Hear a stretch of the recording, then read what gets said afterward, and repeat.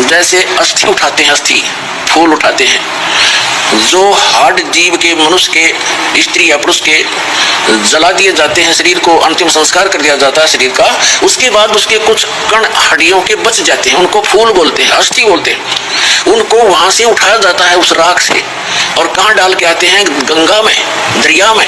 क्यों डालते हैं? ये तो एक बहकाने वाली बात है कि वहां गति करवाने जाते हैं। मरने के बाद जीव चला गया जहां जाना था, उन हड्डियों के कहीं फेंकने से, दरिया में डालने से गति होती है। उसका मूल उद्देश्य ये है कि जैसे हम जिस बॉडी में रहे हैं, ये शरीर हमने सबसे प्रिय है। इंसान कोई रोगी हो जाता है, रोग भयंकर होता है, उसमें बहुत इलाज करवाना पड़ता है, तो अपने मकान और जमीन को भी बेचकर इस शरीर को सुरक्षित रखना चाहता है। ये कितना प्रिय होता है। और इसको छोड़कर जब ये प्राणी जाता है, पहले ये ऊपर ले जाया जाता है, वहां तपतशिला पे इसको भूना जाता है, इसके अंदर से गंध निकालकर फिर इस जीव को फेंक दिया जाता है।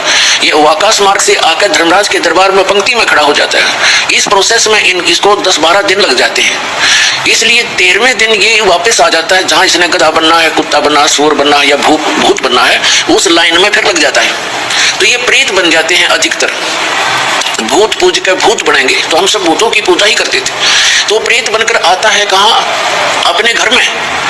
घर से फिर अपने शरीर को खोजता है, मेरा शरीर कहाँ, उसमें प्रवेश करूं।